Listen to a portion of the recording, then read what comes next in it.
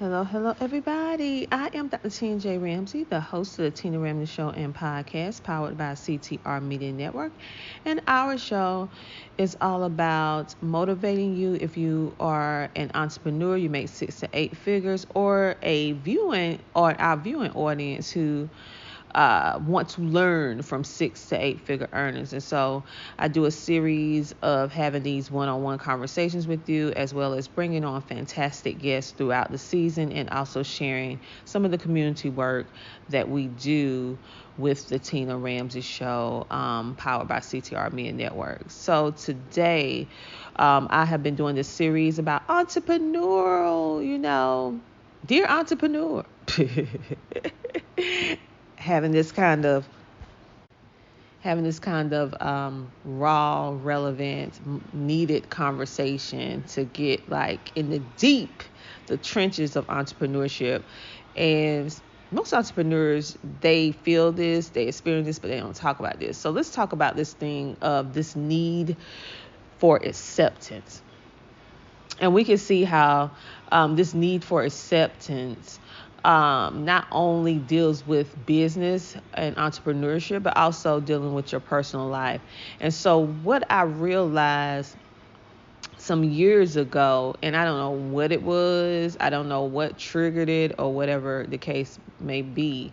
I am the only child. I have a lot of people that I call bro, sis, but from my parents, I am the only child, okay? And so maybe that has something to do with it. I don't know.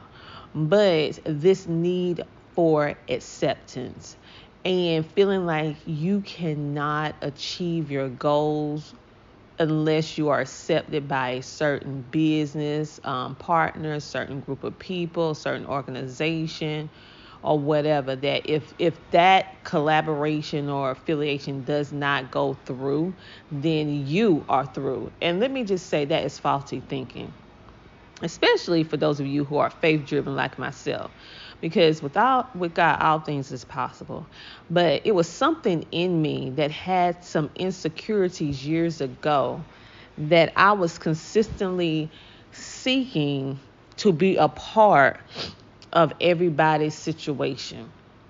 I use the analogy of a kid on a playground, and every child has their own play box with sand, toys, and everything like that. The exact same toys, the exact same width and height play box with sand.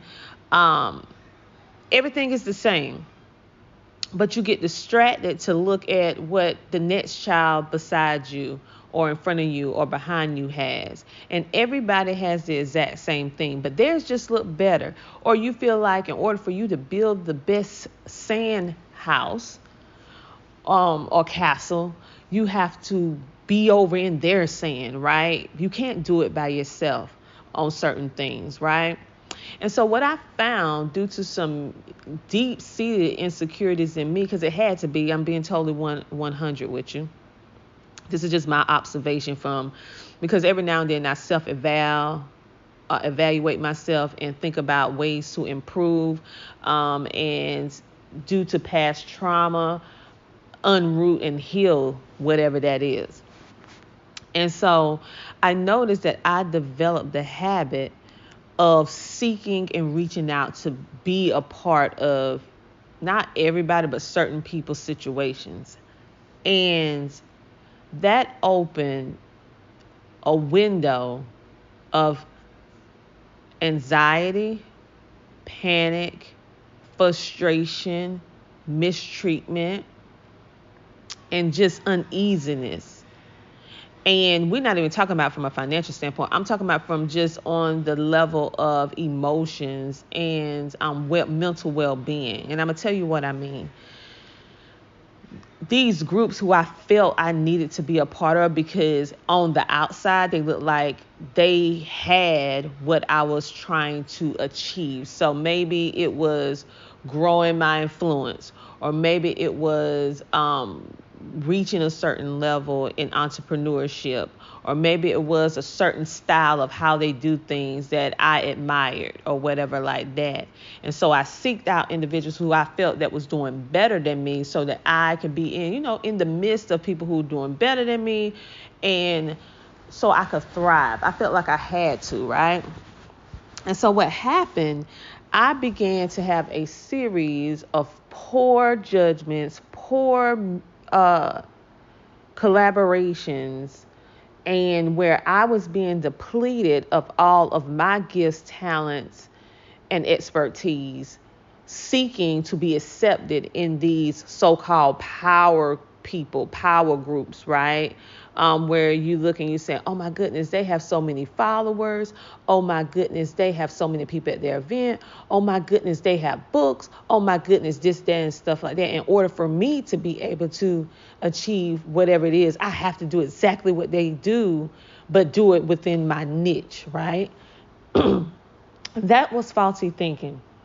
And I realized that business and life mirror. So it was some insecurities in me from my childhood that I felt like I wasn't ever good enough. I wasn't worthy. I could not be successful unless I was in the midst of certain people. And it seeked, or it was an act of desperation. It was an act of having lack. It was an act of feeling and not understanding my God-given talents, and understanding that I could stand 10 toes deep and I don't need them long as I have God, right? Now, fast forward, I feel totally different. I don't seek to be a part of everybody's situation. And to be honest, I look for various different ways that I only associate or collaborate when I feel that it's led. And then sometimes some of those situations do not always pan through the way that I think it is. And I have developed the skill to stand down, to back up, to yield when I see that this is not a healthy business or entrepreneur relationship. And so many times we feel that domestic violence, we feel that abuse has to only be with someone that is in a relationship with you, like romantic. But the truth of the matter is, being in a narcissistic relationship can be something with someone that is platonic, meaning you have no sexual desires or whatever. It can be totally platonic, friends. Where it's controlling, or where it's manipulating you or misusing you or mishandling you in a way that makes it unsafe for you, either emotionally or physically, or a combination of both. You should never feel like you're a puppet, have to dance on strings in order to, in any type of relationship, whether it's romantic or not, whether it's business or personal life. And so what I found was that I went to an event, and the woman really broke down narcissistic behavior, and I never associated narcissistic behavior with anything but a romantic relationship. And when she started describing all these things, I was like, oh my God, I'm in a whole lot of unhealthy friendships, a lot of unhealthy partnerships and collaborations. And so I say that to say this, that you are whole without them. You are worthy without them. Them meaning anybody or organization or people or whatever that you feel that you need to be a part of. You need to work with them in order for you to go to the next level. You do not need them. Now, if you're a person of faith like me, the only person you need is God. Now, with that being said, when you allow God to lead your business, lead your personal, spiritual, business, entrepreneurship life, you no longer have to seek out acceptance. You no longer have to seek and follow or try to be a part of or whatever of anybody's situation. You don't have to go and play in somebody else's sandbox, because yours is good enough.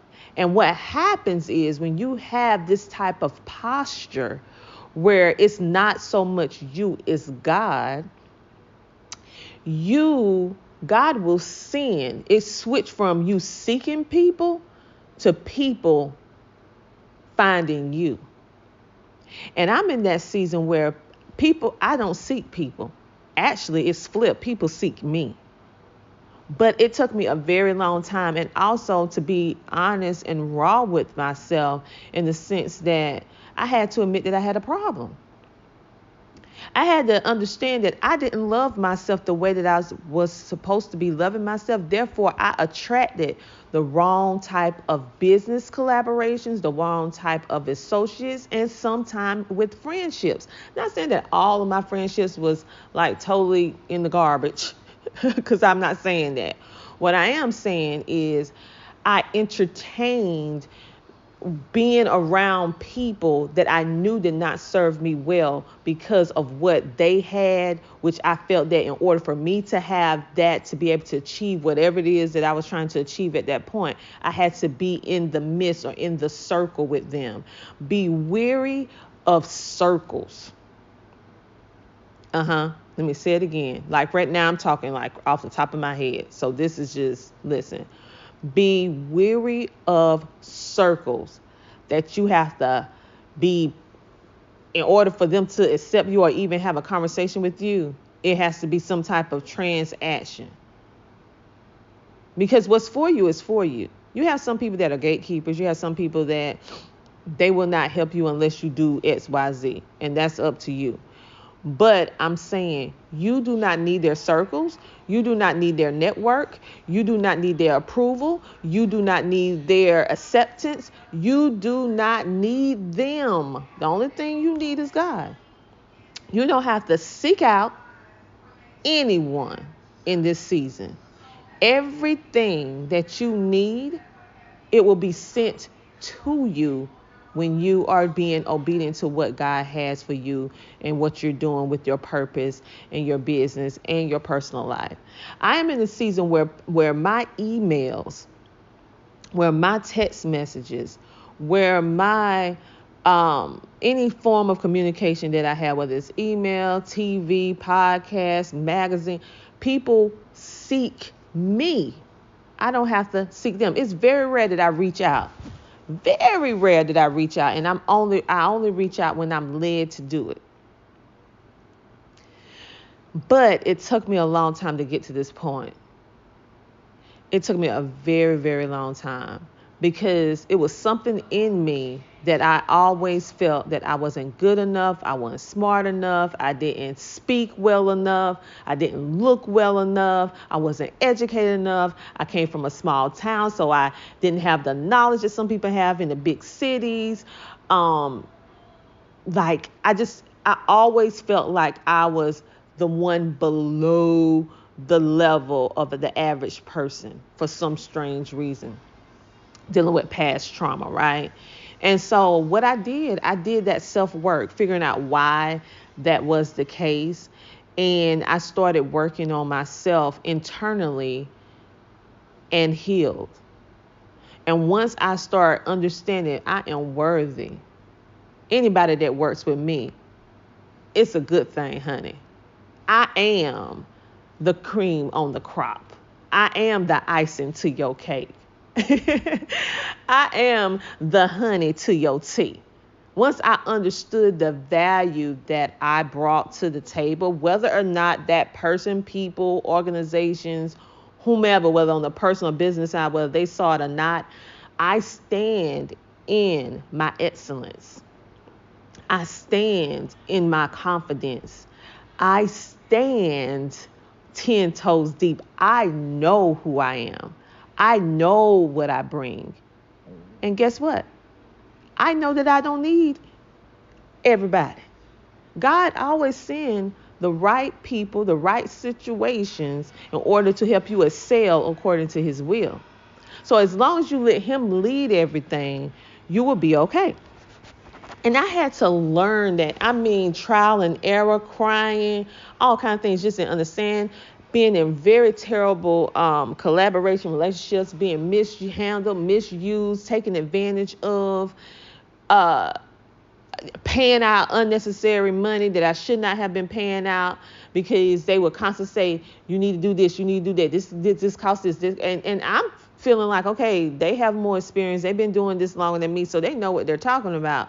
Didn't realize that I was just a number to them, or I was just a resource for them, because I had what they wanted and needed. Because let me tell you something.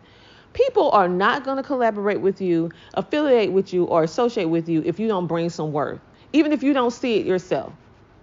Okay, so you're looking at it as an honor that, oh my God, XYZ reached out to me to work with me. They want me to speak at their event. They want me to be in their book. They want me to be on their show. They want me to work with them and collab with them. Guess what? XYZ is not no fool. For them to reach out to you, they see some worth, some value in you that can help them excel whatever they're doing. Okay, I need you to think about that. Nobody has fruitless or want to have a fruitless collaboration or affiliation. So if they're seeking you, it's something that they see.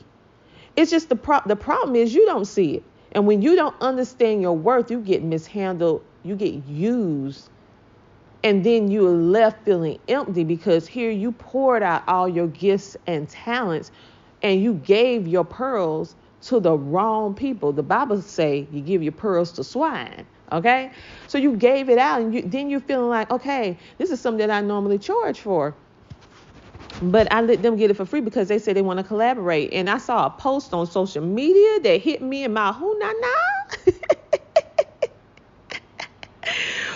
The girl was right. Some people only want to collaborate with you so they can get your thing for free. Ooh. Be wary of people that always want your stuff for free, that you charge a fee, but they always send you an invoice to pay them. But you're collaborating, but the money only going one way, to them and not to you. And they're not bringing you any other value other than whatever they said, all right? You got to make sure in this season that it's a win-win situation if you're collaborating or you're affiliating with anybody, whether it's personal or business. And if it is not something that is going to make your life easier or bring you joy or bring you closer to your goal, then that is not a good thing to do. Okay? I need you to understand that you are worthy, that you are good and complete just the way you are. I do encourage you to collaborate and affiliate, but with the right people, the right organizations, that is mutually beneficial. Never leave yourself out the negotiations. What happens with collaborations, when we're seeking to work with someone, we dump out all the stuff of all of our value, and they may dump out maybe one or two or three things, and we're dumping out 11, 12, 15 different things, right? I have learned in this season, I measure out the same posture, the same whatever you give me, I return that to you. So if you saying you're going to do 1, 2, 3 things for me, guess what? I'm going to do 1, 2, 3 things for you, which is equal the value. It cancels itself out. If you're doing 3, I'm doing 3. If you're doing 11, I'm doing 11. Because I'm going to give you the exact thing that you measure out to me. Nothing less, nothing more. You want more, you give more. I want more, I give more. But it's going to be mutually beneficial. It's not going to be no lopsided seesaw. No ma'am, no sir, not in this season. And some people, because that's the way I used to be, where I would just give out all of my value. And I realized that I was mismanaging my gifts that God blessed me with. Right? He gave me these gifts to be abundant, to live in the greatness of him, and to be able to give that shine to where it belongs. God allowed me to have these gifts, but in order to bring honor and praise to him. All right? And so with that being said, I'm just so much at peace in this season. I don't know what it is about these mid-40s, baby. I don't know what it is, but just the wisdom, realizing, having those quiet moments with God, having that meditation, being able to say, okay, I understand. I understand what God been trying to tell me all these years. It took me a little minute to get to it, but I completely understand it, right? And I just want you to understand it quicker. Don't waste all the years that I wasted feeling like I wasn't good enough, that I was that other people was inferior, that no matter what I did, it was never good enough. It was mediocre compared to somebody else. Always looking at myself with a very strict eye. Having the overwhelming feeling of being perfect, and no one perfect. Having that gotta be right. It gotta be right. Wouldn't release stuff until it was absolutely. It has to be immaculate, right? And a lot of that stuff never get released because you never get it. You always changing and redoing stuff, right? But in this season, I am completely different. And so, but it took me a lot of years to get to this point. And what I want for the Tina Ramsey show for this season 11, is simple. I want you to not make the same mistakes that I made. And even if you're currently making those mistakes, I want you, and you may not even be able to identify them. These raw, relevant conversations is helping you to be able to identify what it is. Because sometimes we know we're going through something. We know that we exemplify a certain behavior, but we have never experienced it, or we're not aware that we are doing X, Y, Z. We don't have a name for it. We don't have a situation that we can compare it to. And so by me sharing what it is that I went through, I do it in hopes of you being able to get from point A to point B quicker, faster, and safer, with less of the bumps, the bruises, and all of that. But as entrepreneurs, you're going to have your own bumps and bruises. But it's some things that we can identify due to people sharing their true stories, right? And I just know that this is going to just give someone or somebody life, meaning you didn't even realize you had a problem. You knew you was doing certain things and you was not getting to reaching your goals, but you didn't know why. Because it is like a hamster wheel. It repeats itself. And so that's what happened to me. For years, I repeated the same type of behavior, had no idea what it was until I went to that one event and she explained about narcissism.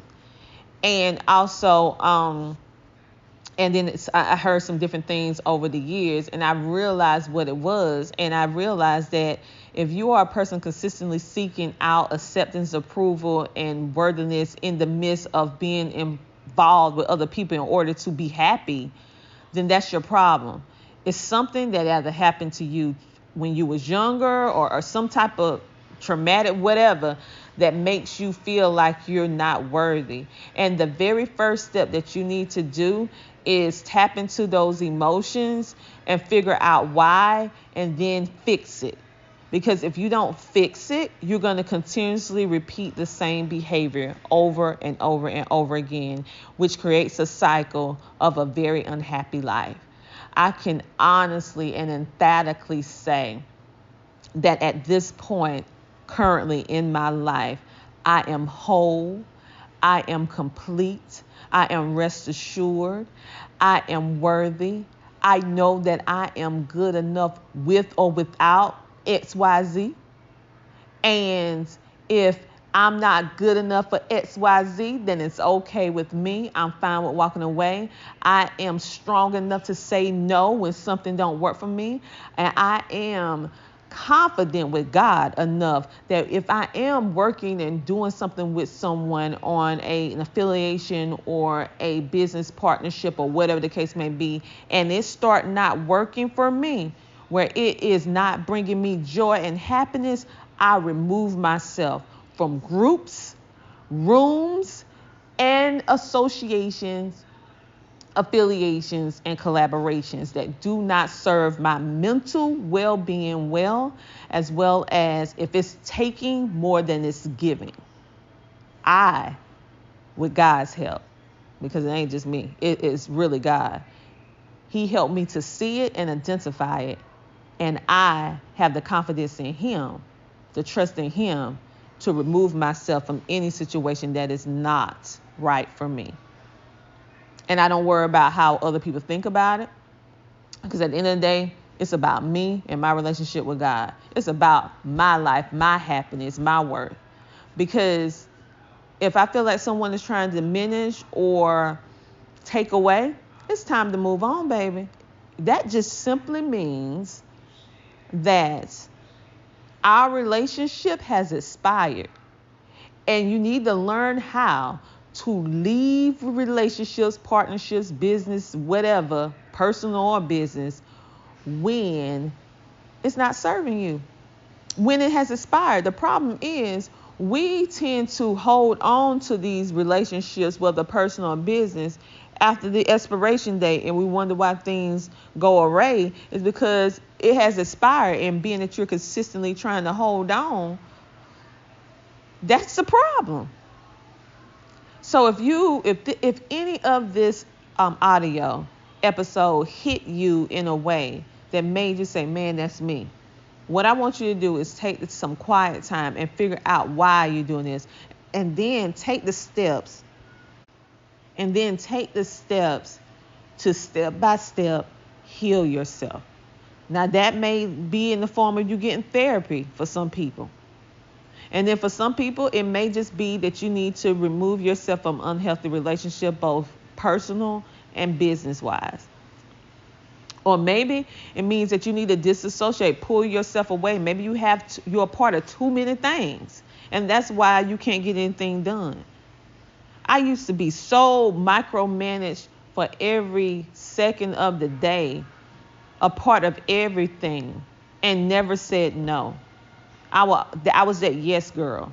Everybody knew. They come to me, I would stop whatever I was doing and do whatever. I'm not that girl anymore. I stop when necessary, and I help when God lead me to say, okay, you need to help them. But other than that, I'm focused on my God-given assignment, and that is not selfish. Now, some people can't take it because change is not easy, especially when someone is used to your old self. And then all of a sudden now this new Tina, and they're like, wait a minute, you ain't never did that before. Well, I'm doing it now.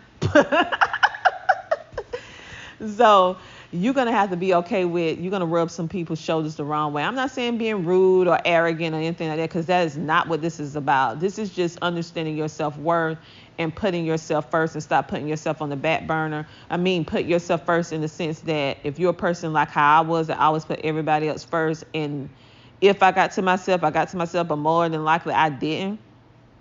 You need to figure out why you do that.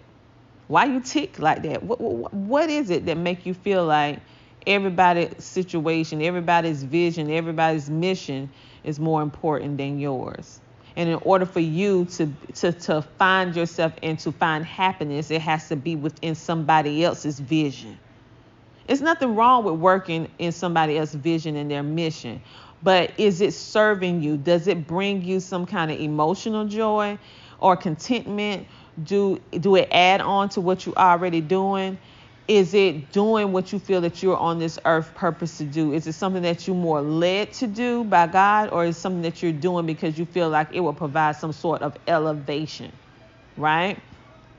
You got to have these hard conversations. You got to be honest with yourself.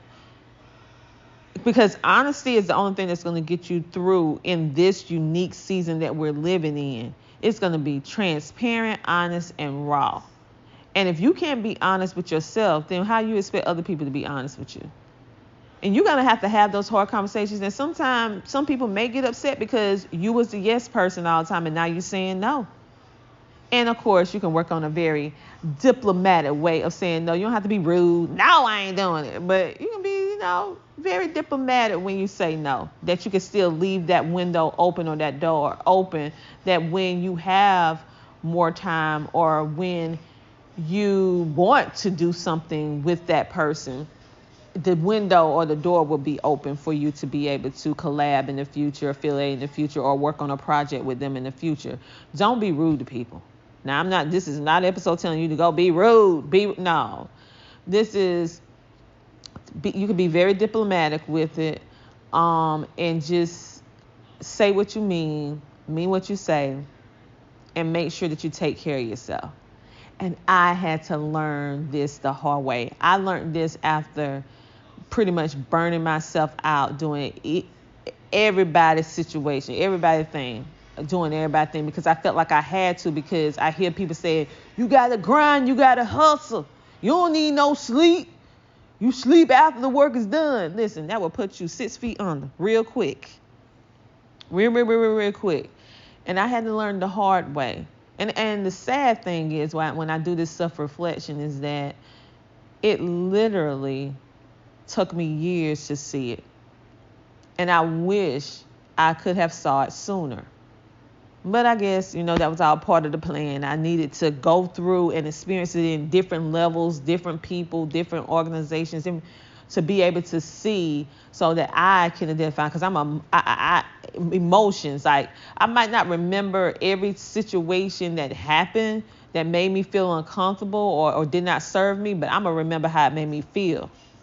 That's why I say, once you put me in a feeling where I feel a certain type of way, I'm like, oh, that's a hard no. That's a hard stop. Like, I remember. So that's even with marketing. People don't necessarily remember what you say. They remember how you made them feel. So how do we make people feel? And how do they make us feel at the end of the day? With all that being said, I want you guys to have an amazing, fruitful day, week, month, years.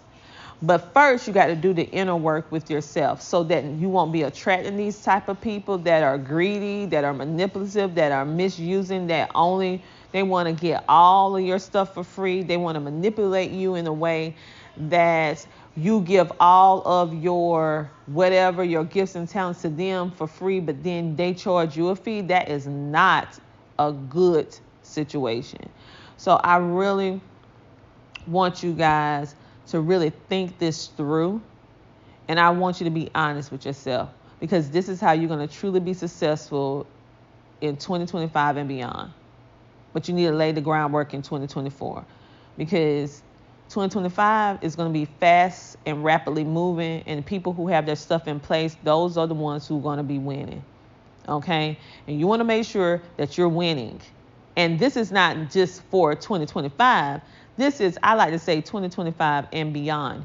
You are preparing for it now. So do the homework, do the things now to get yourself healthy mental-wise. Because what people don't realize, your mind is, like they say, your mind is a terrible thing to waste.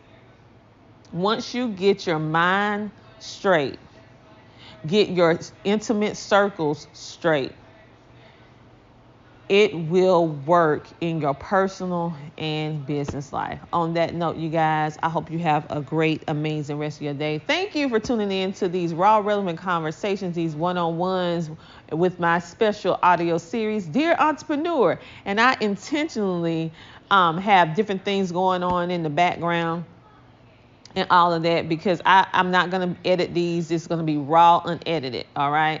Because for those of you who've been watching me for years and you've been saying you're going to start a podcast, you're going to start a TV show, or whatever the case may be, and you haven't done it yet because you feel like everything has to be perfect in order for your show or whatever to be successful. So even though I have a very polished show, I'm doing these audio clips, episodes, and you're going to hear moving around, you're going to hear background sound noise, because I need you to see that you just need to get started. All that other stuff can come later. It's really about what you say, okay?